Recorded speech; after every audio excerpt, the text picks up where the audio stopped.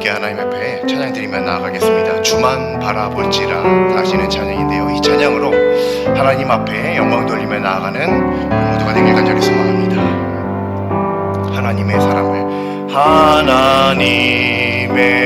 사랑을 사모하는 자, 하나님의 평안을 바라보는 자, 너의 모든 것 창조하신 우리 주님이 너를 얼마나 사랑하시는지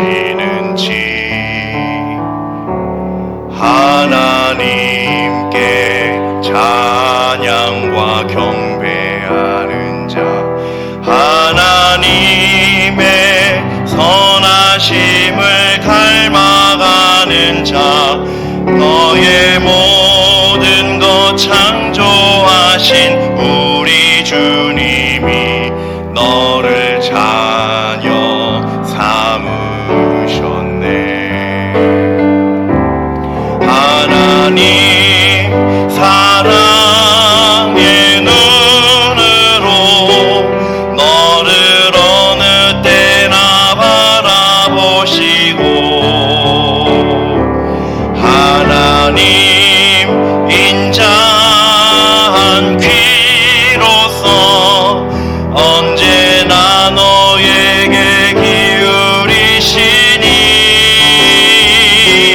어두움에 밝은 빛을 비춰주시고 너의 작은 신음에도 응답하시니 너는 어느 곳에 있든지 주를 바라고 주만 바라볼지라.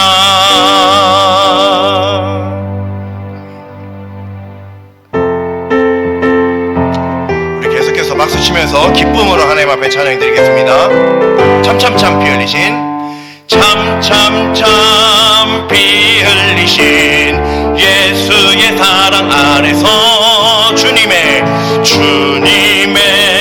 십자가 따라 생명을 바치겠느냐.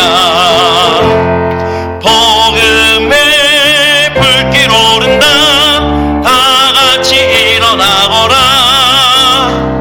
영광의 주님의 나라 다 같이 참여하여라.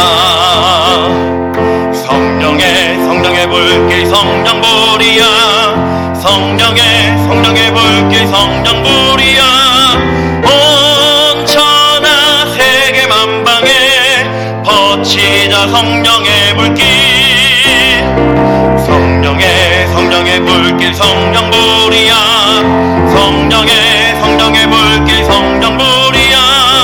온 천하 세계 만방에 퍼치자 성령의 불길. 참참참 들려오는, 참참참 들려오는 구원의 큰 종소리에 복음을 전파하려면 희생을 각오하느냐. 구원은 성도들의 것 진리로 거두리로다. 우리는 천국에 가서 영생의 꽃이 되리라. 성령의 불길, 성령의 불길 성령불이야. 성령의 불길 성령불이야. 온 천하 세계 만방에 퍼치자 성령의 불길. 성령의 불길 성령불이야. 성령의 불길 성령불이야. 온 천하 세계 만방에 우리 처음부터 1절부터 다시 한번 찬양하겠습니다. 참참참 피 흘리신 예수의 사랑 아래서 주님의 십자가 따라 생명을 바치겠느냐. 복음의 불길 오른다, 다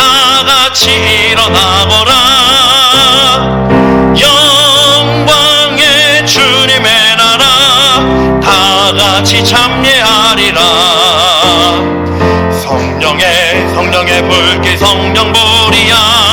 성령의 불길 성령불이야. 온 천하 세계 만방에 퍼치자 성령의 불길. 성령의 불길 성령불이야. 성령의 불길 성령불이야. 온 천하 세계 만방에 퍼지자 성령의 불길. 참참참 들려오는 참참참 들려오는 구원의 큰 종소리에 복음을 전파하려면 희생을 각오하느냐. 구원은 성도들의 것 진리로 거두리로다. 우리는 천국에 가서 영생의 꽃이 되리라. 성령의 불길 성령불이야.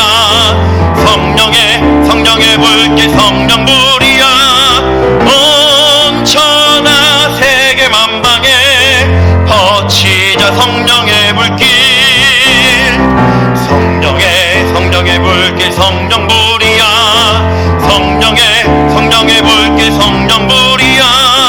온 천하 세계 만방에 퍼지자 성령의 불길. 아멘. 우리 사도신경으로 하나님 앞에 신앙 고백 드리겠습니다. 나는 전능하신 아버지 하나님 천지의 창조주를 믿습니다. 나는 그의 유일하신 아들 우리 주 예수 그리스도를 믿습니다.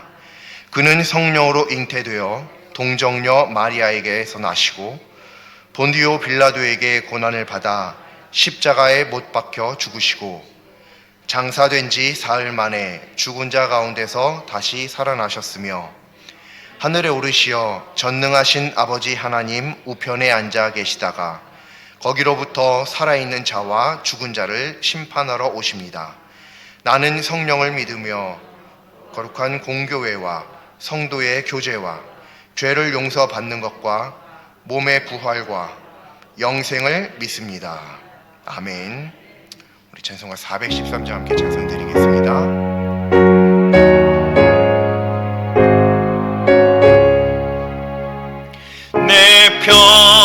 평생에 가는 길 순탄하여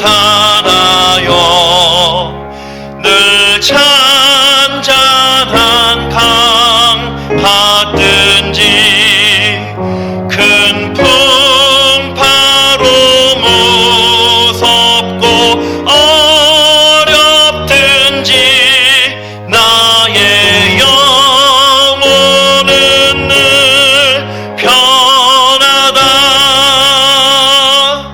내 영혼 평안해. 내 영혼 평안해. 저막 위는 우리를 삼키려고 입 벌리고 달려와도 주 예수는 우리의 대장 되니 끝내 싸워서 이기리라. 내 영혼 평안해. 내 영혼 평안해. 내 지은 죄 주홍빛 같더라도 주 예수께 다 아뢰면 그 십자가 피로써 다시 세상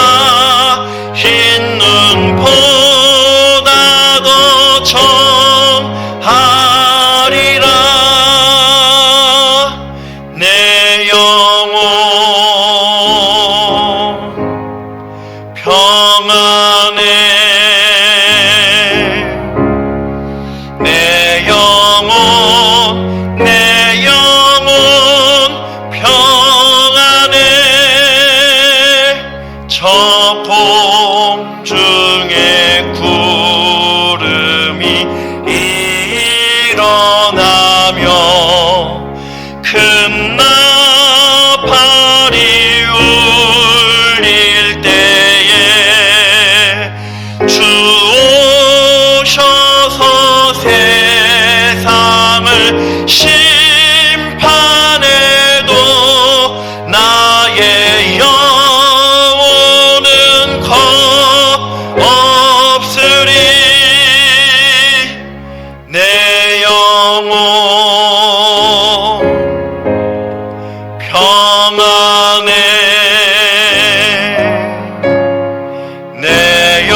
평안해. 내 영혼 평안해. 아멘. 사랑이 많으신 하나님 아버지, 참으로 감사합니다. 오늘도 저희들을 이처럼 사랑하시사 하나님 앞에 불러 모아주시고 저희들의 의가 아니요 오직 하나님의 은혜로 하나님 앞에 예배드리기 위하여 이 자리에 발걸음하게 하여 주시니 참으로 감사합니다.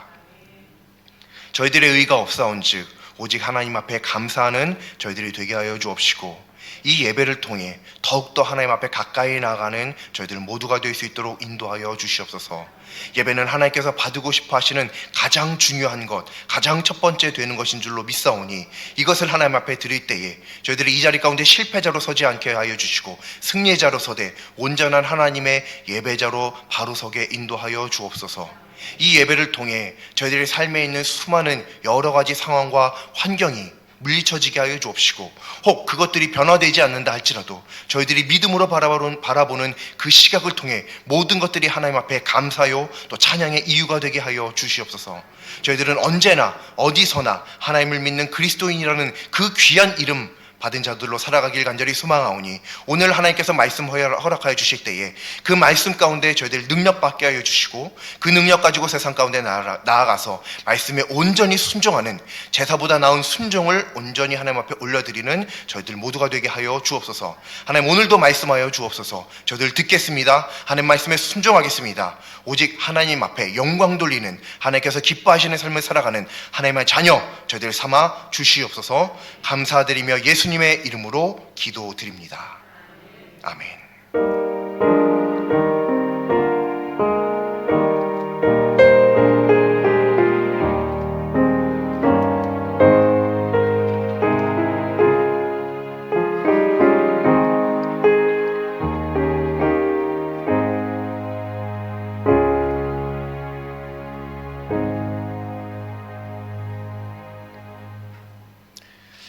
오늘 하나님 말씀 함께 보시겠습니다. 오늘 하나님 말씀은 구약성경 출애굽기 12장 48절부터 49절까지 말씀입니다.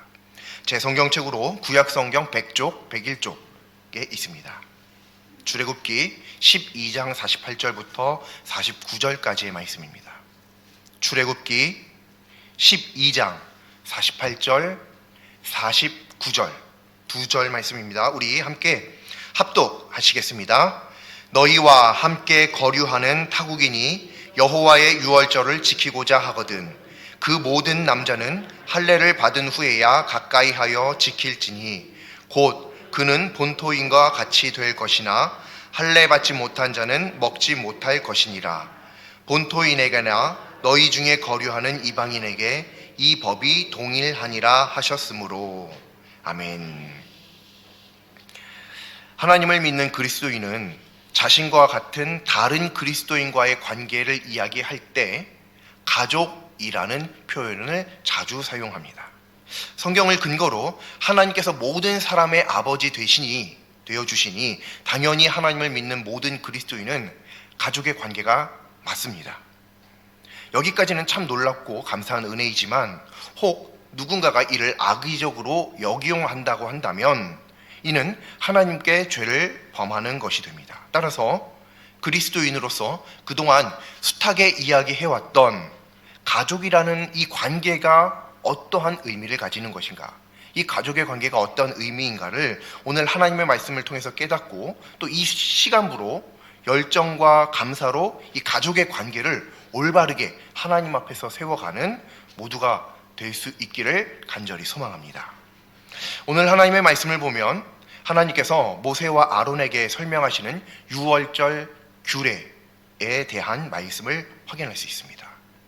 모세와 아론은 하나님께 받은 유월절 규례를 이스라엘에 전달해야만 합니다.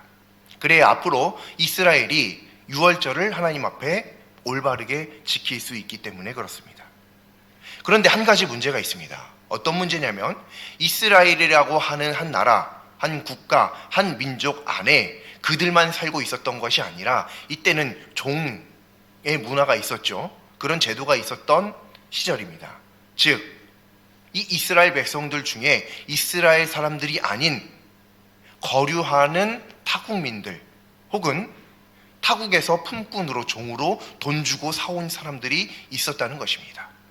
그렇다고 한다면 이 유월절은 이스라엘이 한 국가적으로, 나라적으로, 전 민족적으로 하나님 앞에 지키는 규례인데, 그런 절기인데, 이때 이스라엘 전체가 다 그렇게 하는데 그럼 종들이나 타국인들은 도대체 어떻게 하느냐라고 하는 문제가 발생하는 것입니다.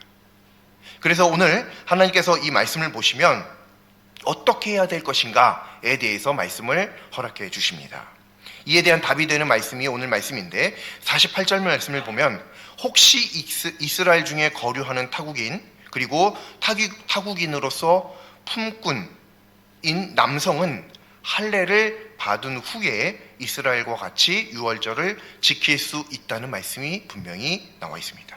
그리고 당연히 이 할례를 받지 못한 자는 유월절을 지킬 수 없다는 말씀도 우리가 분명하게 확인할 수 있죠. 여기서 재미있는 것을 한 가지 발견할 수 있습니다. 이 말씀은 이스라엘이 아니라 이스라엘 중 거류하는 타국인과 타국 품꾼에 대한 말씀입니다. 그런데 사실 할례를 받지 못하면 유월절을 지킬 수 없다라고 하는 이 말씀이 사실은 타국인들이 대상이 되는 말씀이 아니라 사실은 이스라엘에도 동일하게 적용되는 말씀이라는 것입니다. 이게 굉장히 재미있는 사실입니다. 하나님께서 타국인이 이스라엘이 지키는 유월절에 유월절을 함께 지키고자 한다면 할례를 받고 나서야 함께 유월절을 지킬 수 있다. 이 말씀을 하셨는데 사실 곰곰이 생각해 보면 하나님께서 하신 말씀은 그거는 이방민들에게만 해당되는 말씀이 아니라 이스라엘 민족에게도 동일하게 해당되는 말씀이라는 거예요. 똑같은 말씀을 한 번 더 하고 계신다는 것이죠. 조금만 더 깊이 생각해 보면 우리가 이 말씀을 알 수 있는데 그래서 49절 말씀을 보면 하나님께서 본토인에게나 너희 중에 거류하는 이방인에게 이 법이 동일하다라고 말씀을 하시는 것입니다. 본토인이 누구죠? 이스라엘 민족입니다. 이들에게나 이들 중에 거류하는 이방 민족에게나 동일하다. 이방인에 대한 말씀을 하시는 것 같으면서 사실은 이스라엘도 너희들도 똑같아 라고 말씀하시고 계신다는 것입니다. 결국 이 유월절을 지키기 위해서 가장 중요한 관문은요 할례라고 하는 것입니다. 할례. 이 할례가 굉장히 중요한 관문입니다. 이 할례를 받으면 이스라엘이든 이방 민족이든 상관없이 유월절을 지킬 수 있고 이 할례를 받지 못하면 이방 민족이든 또 이스라엘 백성이든 상관없이 유월절을 지킬 수 없는 것입니다. 어느 민족이냐? 사실은 이게 지금 중요한 것처럼 두 부류로 나눠서 말씀을 하셨지만 실상은 중요한 것은 어느 민족이냐가 아니라 할례를 받았느냐 안 받았느냐 그 사실 여부라는 것이죠. 할례가 얼마나 중요한지 이 말씀, 출애굽기 말씀이지만 이 앞에 있는 말씀, 즉 창세기 말씀에서부터 하나님께서 아브라함도 아니에요. 이 말씀하신 다음에 아브라함을 아브라함으로 바꿔주십니다. 아브라함이 되기도 전에 하나님께서 말씀하십니다. 아브라함이 99세 때예요. 99세 때 무슨 일이 있었는지 아시죠? 너에게서 이삭이라는 한 아들이 태어날 것이다. 너에게서 아들이 태어날 거다. 너로 큰 민족을 이루게 할 것이다. 약속해 주시는 말씀입니다. 그게 99세 때 있었습니다. 물론 그전에도 있었지만요. 그리고 나서 100세에 아들을 낳았죠. 이 99세에 그 말씀, 아들을 하나 낳을 것이다 라고 하셨던 그 말씀을 다시 허락해 주시는데 그 말씀하시기 전에 어떤 말씀을 허락하시냐면, 아브라함아, 너의 집에서 난 자와 너의 집에서 돈 주고 사온 사람 할 것 없이 모두가 다 할례 받아야 해 라고 하나님께서 이미 창세기에 말씀하셨습니다. 이미 말씀하셨어요. 그래야, 이게 왜 중요하냐? 그래야 이게 너와 나의 언약의 증표가 되기 때문에 꼭 반드시 할례 받아야 된다라고 말씀하십니다. 그만큼 중요한 게 할례입니다. 이 할례라고 하는 것은 굉장히 중요한데, 왜 중요하냐? 하나님의 구원받은 백성이라는 증표가 되기 때문에 중요한 것입니다. 이 할례라고 하는 것 그 자체가 중요한 것이 아닙니다. 이 할례가 가진 의미가 중요한 것이죠. 그 의미가 뭐죠? 하나님을 믿는 하나님의 백성이다, 나는 하나님을 믿는 사람입니다 라고 하는 믿음의 고백이 그 안에 담겨 있다라는 사실입니다. 그래서 할례가 중요하다라고 하는 거예요. 그래서 하나님께서 그토록 할례가 뭐가 그렇게 중요하기에 강조하시는 것처럼, 집착하시는 것처럼 보인다는 것이죠. 하나님께서는 할례에 집착하시는 것이 아닙니다. 하나님께서는 내 백성, 내 민족에게, 나의 자녀들에게 집착하시는 것입니다. 그들을 품으시고 싶어 하시는 것이죠. 그러다 보니 할례라고 하는 그 표시에 대해서 말씀을 하시게 되는 것뿐입니다.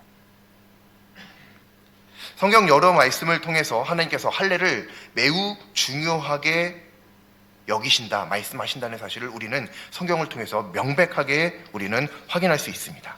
그렇다면 성경을 읽는 오늘날 할례를 받지 않고 하나님을 믿는다고 하는 그리스도인은 도대체 우리가 어떤 시각으로 바라봐야 할까요? 이제 한 가지 가상의 상황을 설정해 보겠습니다. 성경시대에 비록 할례를 받지 않았지만 진심으로 하나님을 믿고 하나님이 구원자이심을 믿는다라고 하는 사람이 있다고 한번 가정을 해볼게요. 할례는 아직 안 받았어요. 근데 지금 이 성경시대입니다. 모세가 살던 시절에, 아브라함이 살던 시절에, 이 시절에 딱 우리가 와 있습니다. 그 시절에 내 옆에 보니까 할례는 안 받았는데 나는 진정으로 하나님을 믿는다, 진심으로 하나님을 믿는다 라고 하는 거예요. 그러면서 나도 너희들이 지키는 그 유월절 함께 지키게 해달라. 나도 하나님 앞에 한치의 부끄러움 없는 온전한 믿음 가진 자로서 그 유월절을 함께 지키고 싶다. 과연 그는 이 유월절 규례를 함께 지킬 수 있는 사람일까요? 이 유월절을 지킬 수 있는 대상이 될까요?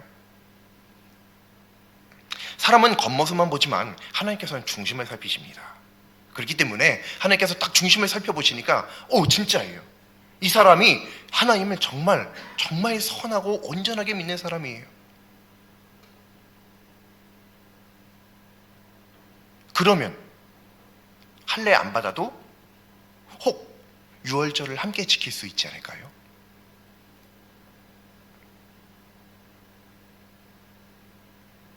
도대체 할례가 뭐기에 할례를 안 받았다라고 하는 그 사실만으로 하나님께서 그 중심을 살피시기에도 진정으로 하나님을 믿는 사람임에도 불구하고 그가 유월절을 지킬 수 없다라고 어떻게 말할 수 있는 것일까요? 하나님의 말씀에 의한다면 이스라엘 백성조차도, 하나님께로부터 강제적으로 선택받은 민족조차도 할례 안 받으면 안 되는 거예요. 내가 아무리 하나님 믿는다고 해도 하나님 보시기에 그것이 진정이라 할지라도 하나님께서 정해주신 법칙이 있습니다. 규칙이 있습니다. 그 질서를 따라야 됩니다. 그게 뭐냐? 할례를 받아야만 한다라고 하는 거예요. 또 역으로 생각하면 그까짓 거 뭐가 그렇게 어렵길래 할례를 안 받고 자꾸 내 진심을 봐달라고 하고 내 마음을 살펴달라고 하고 중심을 보시라고 하고 뭘 그렇게 버팅기냐라고도 우리는 생각해 볼 수 있겠죠. 이 상황은 단순히 이제 가정한 상황이긴 합니다. 하지만 이게 굉장히 중요한 가정이 될 수 있습니다. 왜냐하면 이와 같은 이치가 오늘날 그리스도인의 믿음 생활에 적용될 수 있기 때문에 그렇습니다. 하나님도 인정하시는 진심이지만 이 진심만 가지고는 하나님의 백성이 될 수가 없습니다. 하나님께서 중심을 살피시지만 그 온전한 중심만 가지고는 우리가 하나님의 백성, 온전한 백성이 될 수 없다는 거예요. 그렇다고 해서 하나님을 믿어봐야 소용없다, 이 얘기가 아닙니다. 우리가 하나님을 당연히 믿는 것이 최우선입니다. 그렇지만 그 믿은 다음에 반드시 따라와야 하는 한 가지가 더 있다라고 하는 사실을 우리가 기억해야 된다는 거예요. 그거를 빼놓고 하나님을 믿는다 중심을 살펴라, 내가 진심이다, 진심을 받아들여야지 왜 진심을 그렇게 무시하냐, 왜 내 마음을 몰라주냐, 그런 말 해봐야 아무 소용없다라고 하는 거예요. 진심만 가지고는 하나님의 백성이 될 수 없을 뿐더러 이 유월절도 지킬 수 없습니다. 모세는 현재까지도, 지금도 비행기 타고 이스라엘 가면 그들에게 물어봤을 때 너희들의 나라에 지금까지 역대 사상 가장 위대한 역사적 인물 누구냐라고 물으면 거의 대다수가 모세를 꼽는다고 합니다. 진짜인지 아닌지 모르겠지만 저는 그렇게 들었습니다. 확인 안 해봤으니까 확실히 모르겠지만 그렇게 들었습니다. 그렇지 않다 할지라도, 그것이 사실이 아니라 할지라도 실제적으로 이스라엘 민족에게 이 모세는 엄청난 인물이죠. 애굽에서 이스라엘을 독립시킨 장본인, 호롤 단신으로 말이죠. 장본인이잖아요. 얼마나 위대한 인물이에요. 그렇죠. 그런데 이 모세가 자기 아들을 할례를 행해야 되는데 언제 행해야 되죠? 할례를? 난지 8일. 7일 때까지는 몸 털 하나 건드리면 안 됩니다. 8일째. 8일째에 할례를 행하는 겁니다. 그게 이제 율법인데 그 할례를 행하지 않은 거예요. 그래서 어떤 일이 벌어졌는지 아세요? 혹시 말씀 중에 피남편 이로다 기억나시나요? 네. 그게 거기서 나온 거거든요. 하나님께서 모세를 죽이려고 그러셨어요. 자기 아들을 할례하지 않아서. 그토록 위대한 인물, 하나님의 일을 위해서 사용하시겠다고 한 다음에도 할례를 행하지 않자 죽이려고 그러십니다. 그게 죽이려고 했다는 게 진짜로 성경에 나옵니다. 성경에 진짜로 나와요. 그만큼 하나님께서 이 할례를 중요하게 여기셨다는 거예요. 이 할례를. 하나님을 믿어요. 저 이스라엘 민족인데요, 하나님께서 선택하셨잖아요. 제가 하나님을 믿건 안 믿건 나의 선택보다 하나님의 선택이 더 우위에 있는 선택인데 하나님께서 나를 하나님의 백성으로 선택했으면 그걸로 땡이지 거기에 뭐가 더 필요해요. 우리 그렇게 말할 수 있거든요. 굉장히 논리적이고 합리적인 말입니다. 이건 여기에서는 한치의 논리적 반박을 할 수가 없어요. 근데 신앙적으로는 그렇지 않습니다. 믿음의 시각으로는 그렇지 않아요. 하나님의 입장에서는 그렇지 않습니다. 하나님께서 분명히 말씀하십니다. 그럴지라도 할례 받아야 한다 라고 말이에요. 왜? 이게 너가 나를 믿고 내가 너를 선택했다고 하는, 모두가 다 인정할 수밖에 없는 명명백백한 증거가 되는 것이기 때문이다 라고 하는 것입니다.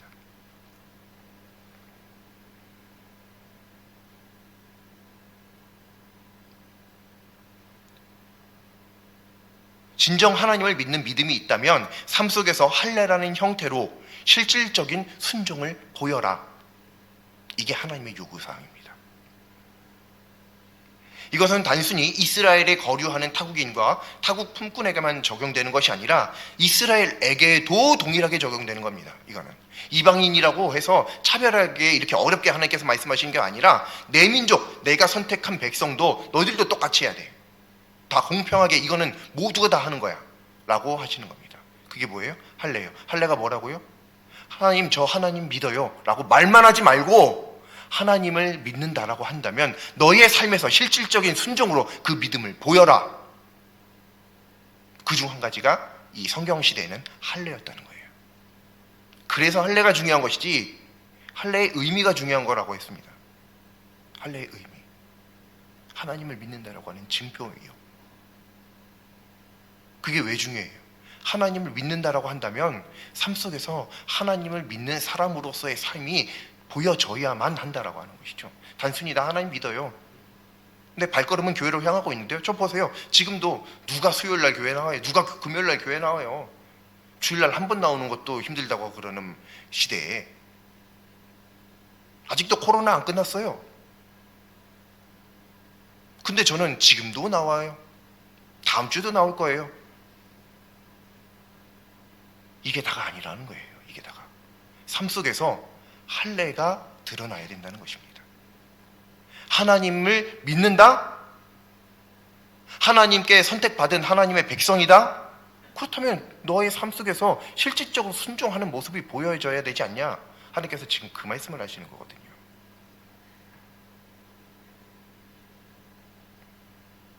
그렇다면 중심을 살피신다는 하나님의 말씀은 도대체 어떻게 되는 걸까요?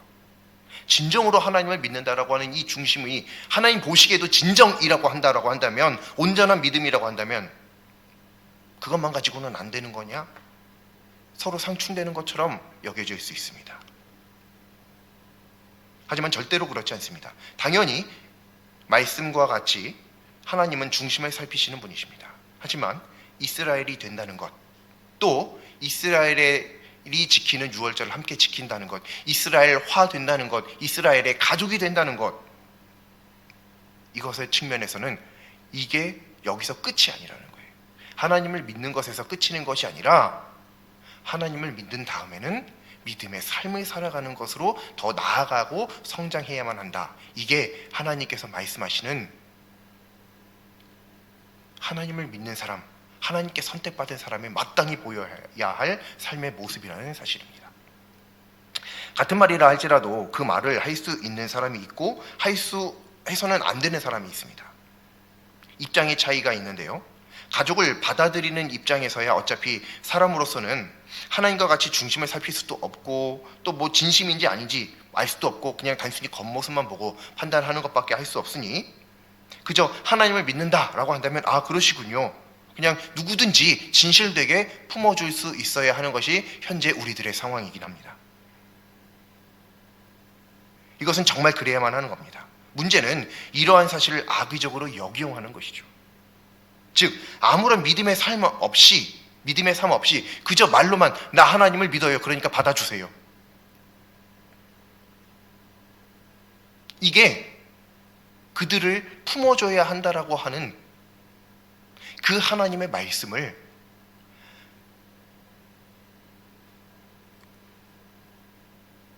원수까지도 사랑해야 한다, 악인까지도 사랑해야 한다고 하는 그 하나님의 말씀을 역이용하는 겁니다.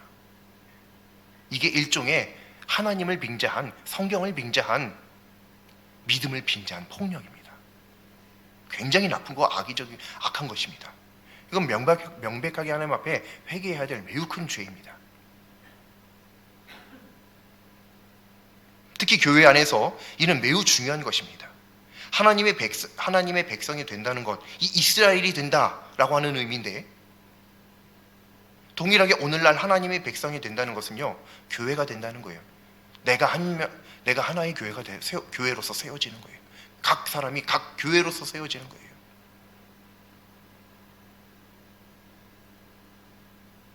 그렇다면 교인은 누굴까요? 교회와 교인, 우리는 매우 쉽게 잘 알고 있습니다. 교회는 뭐 말 그대로 교회고, 교인은 교회 다니는 사람, 뭐 이렇게 얘기할 수 있겠죠. 가장 쉽게 표현한다면 말이죠. 네, 그렇게 생각할 수 있습니다. 하지만 오늘 이 말씀을 보면 하나님께 선택받은 사람도 아직 선택받은 게 아닌 거예요. 이게 말이 좀 안 되는 말장난 같지만, 하나님께로부터 선택받은 이스라엘 백성도 유월절을 못 지켜요. 할례를 받아야 지키는 거예요. 마찬가지로 나 하나님 믿어요, 그리고 나 이 교회 등록했어요, 나 그리고 예배 나오고 있잖아요, 그러니까 난 이 교회의 교인이에요, 이렇게 말할 수 있는 하등의 근거가 성경적으로 없다라고 하는 것입니다. 굉장히 좀 이상한가요? 그것만 해도 굉장한 건데 이렇게 생각을 할 수도 있죠. 하지만 하나님을 믿는 사람은 믿음 안에서 더욱더 성장하고 성숙해 가야 되기 때문에 그걸로 끝나서는 절대 안 되는 것입니다. 뭐가 있냐? 할례하는 게 중요한 거예요. 할례를 받는 게 중요하다는 거예요. 할례를 받는 게. 그럼 오늘날도 똑같이 할례를 받아야 하나요? 아니요, 오늘날은 그렇지 않습니다. 그럼 어떻게 하나요? 방법이 있죠. 이 할례가 의미하는 게 뭐라고요? 믿음의 행동이라고요. 믿음의 삶이라고요. 교회 안에서 우리가 보일 믿음의 삶, 믿음의 행동 뭐가 있죠? 사역밖에 더 있어요. 사역밖에 더 있어요. 전도하는 것, 찬양하는 것, 식당에서 밥 만드는 거, 맨날 집에서도 하고 여기서도 하고 저기서도 하고 맨날 밥 만드는 거 쉽다, 편하다, 제일 간단하다 이렇게 생각하시나요? 아니요, 그것도 사역입니다. 하나님께서 분명하게 인정하시고 하나님께서 기뻐하시는 섬김의 사역 중 한 가지입니다. 꼭 전도하고 이것만 사역인 줄 아세요? 아니요. 교회에 떨어져 있는 쓰레기 줍는 그것도 사역입니다. 굉장히 중요한 사역입니다. 주차 이렇게 지도하고 안내하는 것, 그것도 사역입니다. 성도님들 오실 때 밖에서 반가운 얼굴로 맞아주시고 인사하는 것, 그것도 사역입니다. 믿음의 후배들을 양성하는 것, 그것도 사역입니다. 교회 안에 수많은 사역들이 있는데 나는 그건 몰라요. 그건 힘들고 그건 어려우니까 그건 됐고, 대신 내가 여기 등록해서 교회에 11시에 주일날 한 번 나와서 예배는 빨리 드리고 갈게요. 그러니까 난 교인은 교인이에요. 누가 보면 그것도 당연히 감사한 것일 수도 있긴 하지만, 그것도 굉장히 감사해야 될 만한 것일 수 있지만, 그럼에도 하나님께서 말씀하시는 것은 거기서 그쳐서는 안 된다는 것을 말씀하시고 계십니다. 하나님께서 선택해놓고 죽이려고 그러세요. 누구를요? 모세를요. 하나님께서 이스라엘 백성들을 선택해놓고 할례 안 받으면 유월절 지킬 수 없대요. 그럼 뭐하러 선택을 하셨어요? 그럴 거면 그 하나님께서 선택하신 그 선택의 의미가 어디에 있죠? 결국 하나님이 선택하는 게 문제가 아니라 본인들이 할례를 받느냐 안 받느냐, 이게 문제라고 한다면, 도대체 하나님을 깨로부터 선택받는다는 것에 긍정적인 측면이 어디에 있느냐, 우리는 분명히 그렇게 얘기할 수 있는 거예요. 근데 전혀 그렇지 않죠. 그거는 그거고 이거는 이겁니다. 그런데 이게 사실상 연결되어져 있다는 사실을 우리가 매우 쉽게 간과하고 있다는 거예요. 그래서 교회를 될 수 있으면 편하게 다니라고 한다는 거예요. 편하게 이스라엘 백성의 이름에, 족보에 내 이름 한 글자, 석자 어떻게든 그것만 한번 올려보려고 애쓰고 있다라고 하는 거예요. 대부분의 많은 그리스도인들이 그렇게 삶을 살아가고 있다라고 하는 거예요. 그러면서 나는 성도입니다, 나는 하나님의 자녀입니다, 이렇게 표현하고 있다는 것이죠. 어디 가서 그렇게 얘기하고 있다는 거예요. 나는 목사입니다 라고 말이죠. 뭐가 목사예요? 삶으로 그가 하나님의 자녀인 것이 하나도 안 보이는데, 그의 평상시 삶 속에서 그가 하나님을 믿는다라고 할 수 있는 근거가 하나도 잡히질 않는데 뭐가 목사죠? 뭐가 성도예요? 중요한 것은 그래서 할례인 것입니다. 믿음의 결단, 그리고 믿음의 순종, 믿음의 삶이 중요한 것입니다. 그래서 하나님께서 이 할례에, 우리가 보면 굉장히 집착하시네. 별것도 아닌 거 가지고 할례 그까짓 거 좀 안 하면 어때? 또 아프잖아 라고 생각할 수도 있는 그것을 하나님께서 그토록 강조하신 거예요. 강조하시다 못해 모세 같은 경우는 아들에게 할례를 행하지 않자 모세를 죽이려고까지 하시죠. 그만큼 중요하게 여기신 게 할례예요. 야고보서 말씀 한번 보세요. 처음부터 끝까지 하나님을 믿는다? 그렇다면 믿음의 삶을 살아야지 그 믿음이 진짜 믿음인 거다. 행함이 없는 믿음은 죽은 거다. 그 자체로 죽은 거다. 분명히 성경에 그렇게 기록되어 있는, 그게 야고보서 전체의 말씀입니다. 처음부터 끝까지 계속 그 말씀이 반복되고 있습니다. 근데 사실 그 말씀을요, 하나님께서 이 할례 때 말씀하신 거예요. 이미 너 내가 선택해 준 거 그것만 믿고 가만히 있지 말고, 내가 너희를 선택한 만큼 너희들도 나를 믿는다라고 하는 삶의 모습을 보여, 내 말에 순종해 하시면서 요구하신 것이 그래서 할례예요.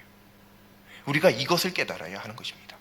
그래서 오늘 말씀의 제목이 믿음의 증거입니다. 믿음의 증거. 믿음. 네, 믿는다라고, 저는 하나님을 믿습니다. 성경 말씀에 의한다면요, 나는 하나님을 믿습니다, 내 입으로 그렇게 말을 한다라는 것 그 자체가 굉장히 큰 복이라는 사실이 성경에 기록되어 있습니다. 나는 하나님을 믿는다라고 하는 말을 곧 죽어도 안 하는 사람이 있어요? 그 사람이 똑똑해서 그럴까요? 그 사람이 무식해서 그럴까요? 그 사람이 부자라서 그럴까요? 그 사람이 가난해서 그럴까요? 아니에요. 아무것도 아닌데 다 똑같은 사람인데 어떤 사람은 결국 네, 제가 하나님을 믿겠습니다 하는 사람이 있는가 하는 반면, 어떤 사람은 지금 이 순간에도 내가 그냥 죽으면 죽었지 하나님은 믿는단 말 안 한다. 그 말 하나님 믿어요 6글자도 말 안 하고 결국 죽는 사람들이 많아요. 그거 왜 그럴까요? 그거 왜 그럴까요? 저는 그게 너무 신기했습니다. 그거 말하는 게 뭐가 그렇게 힘들다고. 아니 죽는 마당에 특히 이제 자기가 죽을 때 되면 이제 곧 죽을 때 된다라는 어떤 직감이 온다고 하는데요. 죽을 때가 안 돼서 저는 모르겠습니다만, 그러면 그런 직감이 오는 순간에라도 그냥 하나님 믿어요. 그냥 거짓말로라도, 그냥 장난으로라도, 농담으로라도 할 수 있는 말, 그 말조차도 안 해요. 그리고 결국 죽어가죠. 또 다른 한편으로 보면 우리나라 역사에도 있죠. 곧 죽어도 신사참배하지 않고, 곧 죽어도 하나님을 포기하지 않고, 그냥 차라리 내가 죽겠다, 하나님을 포기하느니, 이 믿음을 포기하느니 차라리 내가 생을 포기하겠다라고 그 생을 결국 죽음으로 내몬 수많은 순교자들이 계십니다. 도대체 이런 차이가 어디에서 나오는 거냐라고 하는 거예요. 똑똑한 것도 아니더라고요. 부자인 것도 아니더라고요. 아무것도 차이가 없어요. 근데 이상하게 그게 있어요. 근데 성경을 보다 보니 한 가지, 그래서 그렇구나 라고 하는 것을 깨달은 적이 있습니다. 그게 바로 하나님을 믿는다라고 하는 그 말 자체를 농담이든 뭐든 그냥 자신의 입술로 고백할 수 있다라는 것 그 자체가 굉장히 큰 복이다라는 사실이에요. 그게 하나님께로부터 받은 선택이다라고 하는 사실이 성경에 분명히 기록되어 있습니다. 아무나 그 고백을 할 수 있는 게 아니라는 거예요. 그렇다면 우리 모두 하나님을 믿는 사람으로서 어디 가서든지 나 교회 다녀요, 나 하나님 믿어요, 나 그리스도인이에요 라고 말할 텐데요, 그 믿음은 하나님께서 분명히 선하게 보실 거예요. 문제는 그러면 이제 할례 안 받아도 되냐는 거죠. 이게 아주 큰 문제입니다. 이게 한국 교회의 굉장히 큰 문제입니다. 사역하는 거예요. 힘들죠. 맞습니다. 어렵습니다. 기분도 많이 상하고요, 자존심도 많이 상하고요. 여러 교회를 다녀보니 때때로는 가난한 분도 계시고, 부자인 분도 계시고, 똑똑한 분도 계시고, 좀 덜 배우신 분도 계시고, 키가 큰 분도 계시고, 작은 분도 계시고, 허리가 굽은 분도 계시고, 펴진 분도 계시고, 수많은 분들이 계시는데요, 그분들 중에 이런 말씀하시는 분을 만났습니다. 내가 집에서도 설거지를 안 하는데 교회에 와서는 내가 설거지한다. 그분이 부자였어요. 실제로 더 부자인 분은 집에 뭐 도우미 아줌마가 있든지 뭐 그런 것도 있을 수 있겠죠. 실제로 설거지, 근데 지금 김장들 하시고 계시는지 모르겠어요. 이미 다 끝나셨는지. 김장철 이럴 때 내가 20년, 30년, 40년 평생 내가 김장해 본 적 없고 설거지 해본 적 없는데 내가 교회에 와서 한다.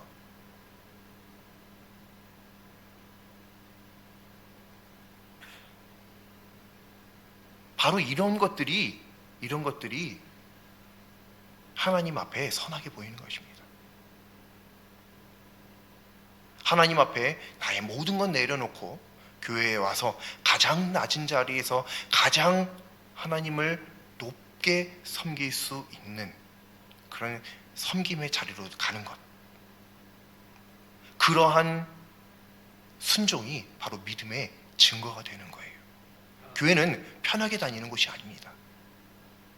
교회는 쉽게 다니는 곳이 아닙니다. 문명의 이기가 있어서 굉장히 편해졌습니다. 이 앞에 화면이 나오고 있죠. 이것 때문에 이제는 성경책 안 들고 다녀도 돼요. 이것 때문에요, 이제는 찬송가도 안 들고 다녀도 돼요. 무겁잖아요. 특히 할머니, 할아버지는 연세가 많아지시면 내 발걸음 하나 떼기도 어려운데 그 무거운, 또 눈은 안 보이니 성경책은 더더더 커지죠. 그거 가지고 다녀야 되는데 얼마나 힘들어요. 이젠 다 놓고 다녀도 돼요. 게다가 스마트폰이요, 이젠 그걸로 성경 찬송가 다 볼 수 있네요. 이젠 필요가 없습니다. 성경책이요. 단순히 그게 필요하냐 안 필요하냐 이런 차원의 이야기가 아닙니다. 당연히 건강이 허락되지 않거나 어떤 특정한 상황은 당연히 그럴 수 있는 거죠. 그런데 문제는 이것입니다. 성경책 가지고 다니는 게 귀찮아졌어요 라고 하는 거죠. 남들 다 보이게 성경책 끼고 다니는 게 이제는 창피해졌어요. 이게 문제인 것이죠. 교회는 하나님 앞에 나의 믿음의 증거를 보여드리는 곳입니다. 무엇으로 보여드릴 수 있을까요? 사역 말고 더 없어요. 사역밖에 없습니다. 그런데 나 이거는 안 하고 싶어요, 저거는 안 하고, 난 좀 편하게 다니고, 뭐 지치고 힘들고 이런 거는 이해가 되죠. 하지만 그런 걸 제외하고, 그런 어떤 특정한 상황을 제외하고 단순히 교회 편하게 다니고 싶어서 그런 사역들에 대해서 나는 하고 싶지 않아요 라고 하는 것은 하나님 중심을 살피시니까 믿음도 살피시죠. 네, 맞습니다. 이제는 그 말의 진위 여부도 하나님께서 판단하실 것입니다.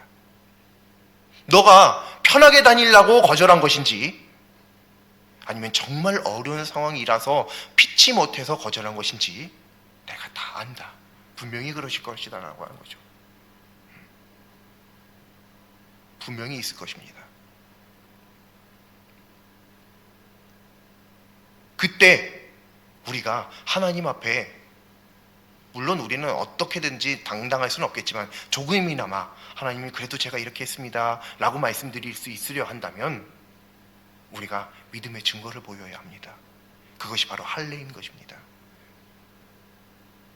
오늘날 우리가 하나님 앞에 보여드려야 할 이스라엘 민족으로서의, 그리스도인으로서의, 믿음의 사람으로서의, 하나님의 자녀로서의 믿음의 증거, 할례, 그게 뭘까요? 사역입니다. 그렇다면 나는 이제부터 어떤 사역을 해야 될까요? 꼭 몸으로 움직이는 것만 사역 아닙니다. 기도하는 것도 사역입니다. 몸이 불편하신 분은 당연히 못하죠. 그런 분은 기도로 섬겨주시면 됩니다. 기도로. 사실 우리의 믿음은 그거 아닌가요? 다른 건 실질적인 것보다 기도가 최고 좋다, 기도가 제일이다. 우리 그리스도인의 믿음 그거잖아요. 기도보다 더 든든한 백은 없습니다. 그 후원을 해주시면 되는 거예요. 그게 나는 기도가 사역입니다 라고 말할 수 있는 그런 우리가 되어야 하는 것입니다. 하나님 오늘 이 말씀을 통해서 이스라엘 민족에게나 이방 민족에게나 당연히 동일한 건데 굳이 이상하게 이렇게 이방인 민족에게 해당하는 말씀처럼 해가시면서 약간 비비 꼬인 것처럼 할례를 꼭 받아야 된다라는 말씀을 하셨습니다. 이 말씀을 통해서 우리가 분명하게 알 수 있는 것은 할례 받는 것이 하나님께 선택받았다라고 하는 그 사실을 뒷받침할 수 있어야 된다는 것입니다. 이걸 우리가 이 말씀을 통해서 분명히 깨달아야 할 줄로 믿습니다. 마찬가지로 우리가 하나님을 믿는다라고 한다면 교회 오고 예배 드리고 하는 것으로 끝나는 것이 아니라 우리가 섬기는 그 교회 안에서 행해지는 수많은 사역들의 곳곳에 내가 자원하여, 또 누군가가 요청한다면 순종하여 그 사역을 믿음으로 순종해 나가는 것, 그것이 바로 믿음의 증거가 될 수 있음을 믿습니다. 그 믿음의 증거를 우리 이 시간부로 우리들의 삶 속에서 늘 꾸준히 하나님 앞에 보여드리는 믿음을 살아가실 수 있기를 간절히 소망합니다. 기도드리겠습니다. 인애가 한이 없으신 하나님, 하나님의 말씀을 받는 이 시간이 얼마나 귀한지 모르겠습니다. 이 귀한 시간에 하나님께서 주신 믿음의 증거를 가벼이 여기지 않고 전심으로 순종하여 믿음의 모양만이 아니라 능력을 경험하게 하여 주시옵소서. 예수님의 이름으로 기도드립니다. 아멘. 고난 내 영혼 찬송드리겠습니다.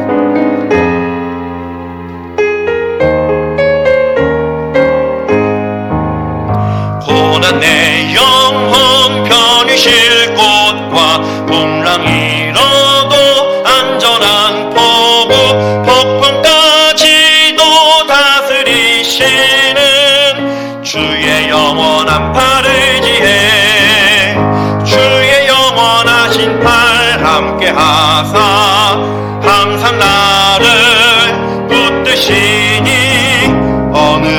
곳에 가든지 요동하지 않음은 주의 팔을 의지함이라. 세상 친구들 나를 버려도 예수를 함께 동행함으로 주의 은혜가 충만하리니. 주의 영원한 팔 의지해 주의 영원하신 팔 함께 하사 항상 나를 붙드시니. 어느 곳에 가든지 요동하지 않음은 주의 팔을 의지함이라. 나의 믿음이 연약해져도 미리 예비한 이름 주시면 위태할 때도 안보하시는 주의 영원한 팔 의지해 주의 영원하신 팔 함께 하사 항상 나를 붙드시니. 어느 곳에 가든지 요동하지 않음은 주의 팔을 의지함이라. 능치 못한 것 주께 없으니 나의 일생을 주께 맡기면 나의 모든 짐 대신 지시는 주의 영원한 팔 의지해 주의 영원하신 팔 함께 하사 항상 나를 붙드시니. 어느 곳에 가든지 요동하지 않음은 주의 팔을 의지함이라. 아멘. 우리 주기도문 하심으로 하나님 앞에 기도드리겠습니다. 하늘에 계신 우리 아버지, 아버지의 이름을 거룩하게 하시며 아버지의 나라가 오게 하시며 아버지의 뜻이 하늘에서와 같이 땅에서도 이루어지게 하소서. 오늘 우리에게 일용할 양식을 주시고 우리가 우리에게 잘못한 사람을 용서하여 준 것 같이 우리 죄를 용서하여 주시고 우리를 시험에 빠지지 않게 하시고 악에서 구하소서. 나라와 권능과 영광이 영원히 아버지의 것입니다. 아멘.